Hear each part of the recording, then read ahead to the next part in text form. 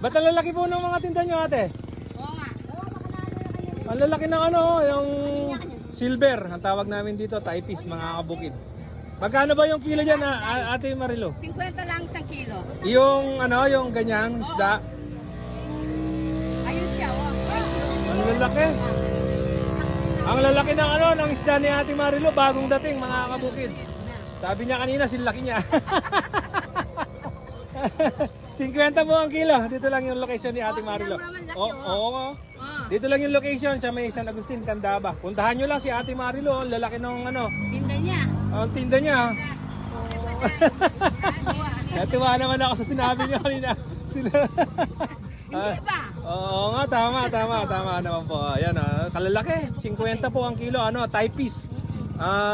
Maya-mayang tabang, yan po yung tawag dyan, silver. Ayan. Ang dami. Ay, eto din pala, oh, si Tito Corazon. Ang lalaki din, oh. Hoy! Yung bulig mo, tumalon, oh. Marami ako malalaki. Tumalon. Ate, tita, yun, pupunta na sa ano. Ay. Itinulak. Ayan na. Itinulak na, ayan. Tapos marami palang ano. Marami akong tindang marami. Gurami, oh. Ito yung masarap.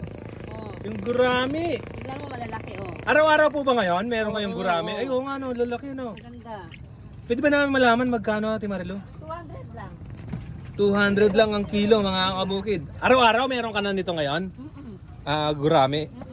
Ayan po, araw-araw, Pero yung liwalo, wala na po, ano? Talagang Wala na, gurami lang po. Araw-araw, meron na silang supply dito. At mga gustong may gurami, puntahan nyo lang dito. Si Ate Marilo, tsaka yung ano, common. may common, katamtaman lang ang laki. O, magkano sa paggaganyan katamtaman? 60-50 ganun. Yon, pag tumawad, 50, pwede na, ano.